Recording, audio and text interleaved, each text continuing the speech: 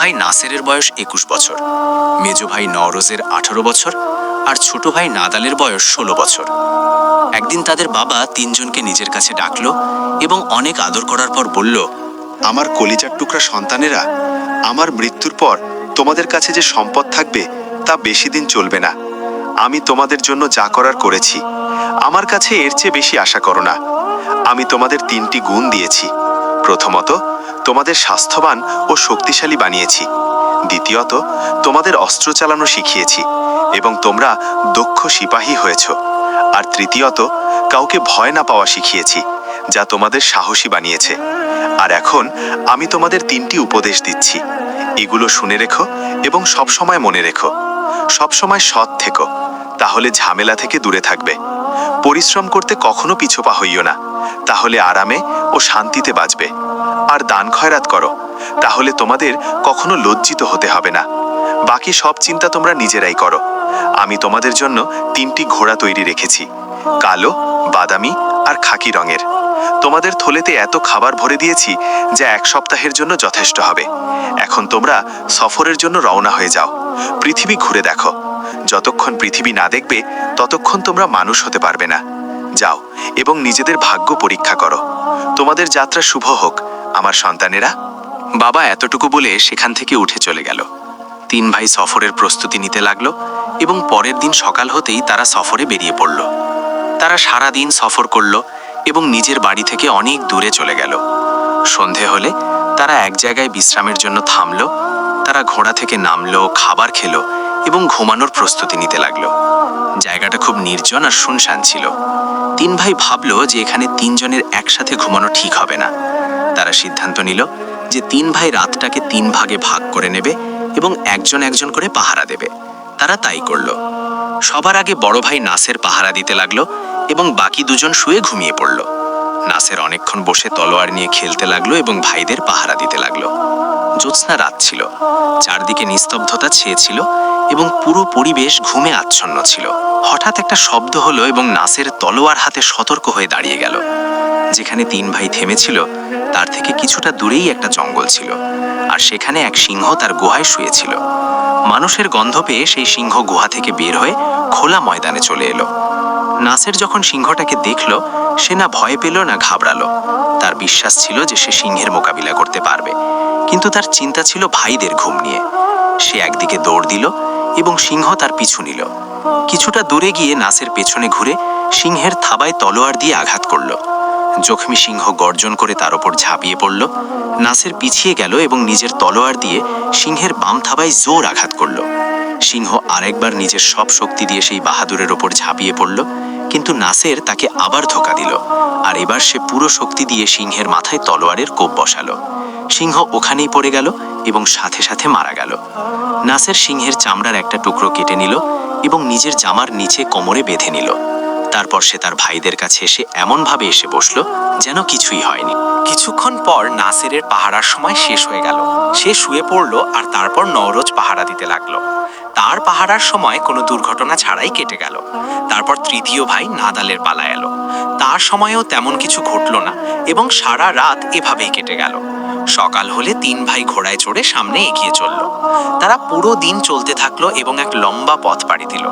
সূর্য ডোবার সময় তারা একটা বড় পাহাড়ের সামনে পৌঁছালো। সেই পাহাড়ের পাদদেশে একটা বড় গাছ ছিল, তার নিচে একটা ঝর্ণা ছিল। ভাইরা সেই ঝর্ণার কাছেই রাত কাটানোর সিদ্ধান্ত নিল। সেই ঝর্ণার কাছেই একটা গুহা ছিল এবং তার ভেতরে সাপের রাজা অজগর সুলতান থাকত। কিন্তু 3 ভাইয়ের সেই ব্যাপারে কোনো ধারণাই ছিল না। তারা ঘোড়াদের পানি পান করালো এবং গাছের সাথে বেঁধে তাদের পরিষ্কার করলো। তাদের সামনে খাবার দিয়ে নিজেরা খেতে বসলো। খাওয়া শেষ হলে তারা সিদ্ধান্ত নিল যে গত রাতের মতোই তারা 3 জন পালা করে পাহারা দেবে। গত রাতের মতোই ছোট 2 ভাই শুয়ে পড়লো এবং বড় ভাই পাহারা দিতে লাগলো। তার পাহারার সময় বিশেষ কোনো ঘটনা ঘটল না। এবার মেজ ভাই নওরোজের পাহারার পালা ছিল।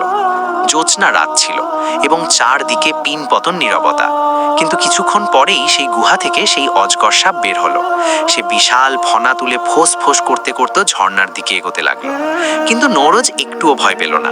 সে ভাবলো পাছে তার ভাইদের ঘুমে ব্যাঘাত ঘটে, তাই সে একটা খোলা ময়দানের দিকে দৌড় দিল। অজগর যখন মানুষের গন্ধ পেল সে তার পিছু নিল। কিছুটা দূরে গিয়ে নওরোজ থামলো এবং তলোয়ার বের করে সাপের লেজে আঘাত করলো। সাপ যন্ত্রণায় মাটিতে গড়াগড়ি খেতে লাগলো। বাহাদুর দ্বিতীয় আঘাত তার পিঠে করলো এবং তৃতীয় আঘাতে সাপ ওখানেই শেষ হয়ে গেল। নরজ তার চামড়ার একটা লম্বা ফালি কেটে জামার নিচে কোমরে বেঁধে নিল এবং ফিরে এসে নিজের জায়গায় এমনভাবে বসলো যেন কিছুই হয়নি। কিছুক্ষণ পর তার পাহারার সময় শেষ হলো এবং নাদালের পালা এলো। তার পাহারাও ঠিকঠাক কেটে গেল। সকাল হতেই তিন ভাই ঘোড়ায় চললো এবং পরের দিনও তারা সারা দিন চলল। তারা এগোতে থাকলো, সফর করতে থাকলো।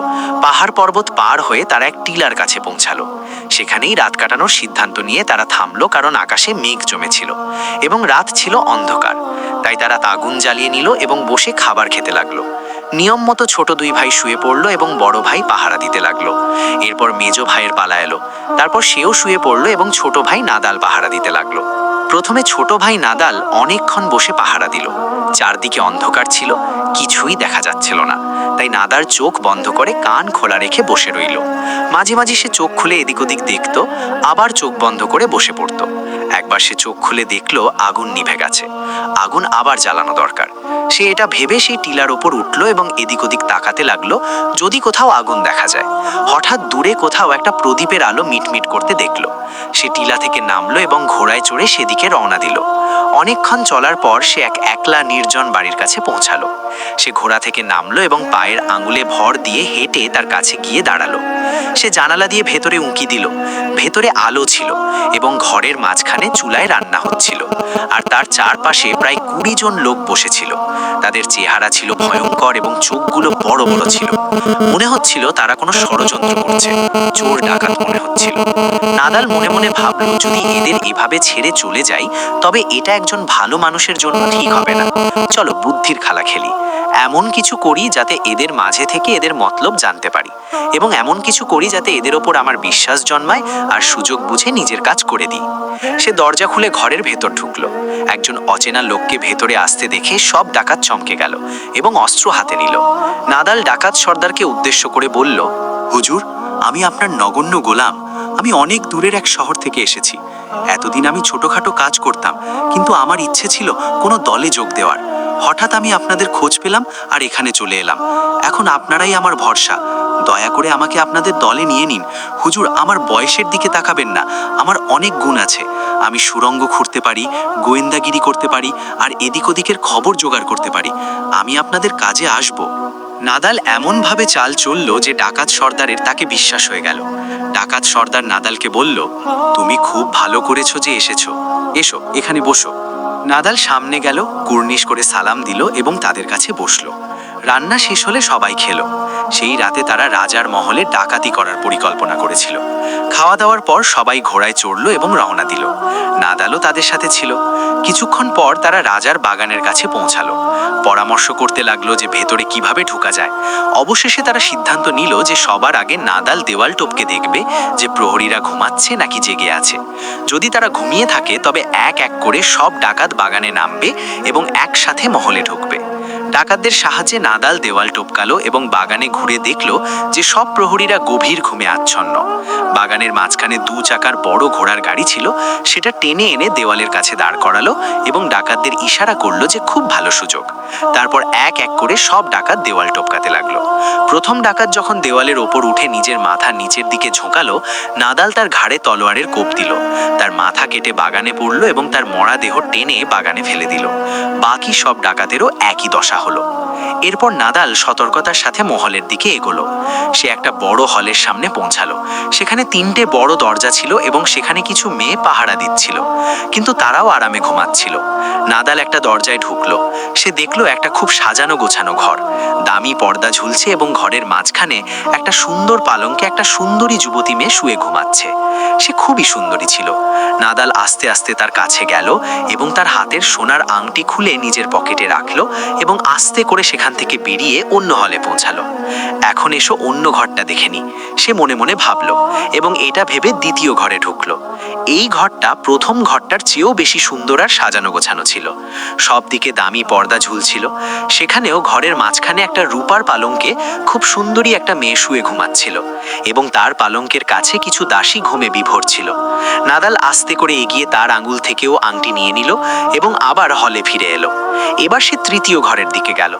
তৃতীয় ঘরটা প্রথম দুই ঘরের চেয়েও বেশি সুন্দর আর আলিশান ছিল, এবং সেই ঘরেও একটা পালঙ্কে অপরূপ সুন্দরী যুবতী মেয়ে শুয়ে ঘুমাচ্ছিল। এই মেয়েটি আগের দুই মেয়ের চেয়েও বেশি সুন্দরী ছিল। নাদাল আস্তে করে গিয়ে তার বাম কানের দুল খুলে নিল। তারপর সেখান থেকে বেরিয়ে বাগানে এলো এবং বাগান থেকে দেওয়াল টপকে মহলের বাইরে এলো। নিজের ঘোড়ায় চড়ে নিজেদের আস্তানার দিকে ফিরে চলল। সেখানে পৌঁছে দেখলো তার দুই ভাই এখনো আরামে ঘুমাচ্ছে। নাদাল সেখানেই বসে রইল এবং নিজের তলোয়ার দিয়ে খেলা দেখল। সকাল হলে তিন ভাই নাস্তা করতে বসলো। তারপর ঘোড়ায় চড়ে সামনের সফরের জন্য বেরিয়ে গেল। কিছুক্ষণ চলার পর তারা এক শহরে পৌঁছালো। সেখানে পৌঁছে তারা এক সরাইখানায় উঠল। তারা ঘোড়াগুলোকে একটা চালার নিচে বাঁধলো এবং তিনজনে খাবার ঘরের দিকে গেল এবং চা খেতে খেতে বিশ্রাম নিতে লাগলো। ইতোমধ্যে রাস্তায় এক ঢোল বাদক এলো এবং উচ্চ স্বরে বলতে লাগলো, হে জনগণ, কান খুলে শোনো। আজ রাতে রাজার মহলে এক আজব ঘটনা ঘটেছে। মহলের বাগানে কেউ 20 জন ডাকাতের মাথা কেটে ফেলেছে এবং রাজকন্যাদের একটি করে সোনার গয়না গায়েব হয়ে গেছে। তাই রাজার ঘোষণা যে শহরের সব বাসিন্দা, ছোট হোক বা বড়, এই রহস্য উদ্ঘাটনে তাকে সাহায্য করুক, যাতে তিনি জানতে পারেন কে সেই বাহাদুর যে এই কাজ করেছে। সুতরাং শহরে কোনো অচেনা মুসাফির থাকলে তাকে যেন মহলে পাঠিয়ে দেওয়া হয়। সরাইখানার মালিক তিন ভাইকে তাড়াতাড়ি বলল মহলে চলে যেতে। তিন ভাই উঠল এবং রাজার মহলের পথ ধরল। রাজাকে খবর দেওয়া হলো যে তিনজন অচেনা লোক এসেছে।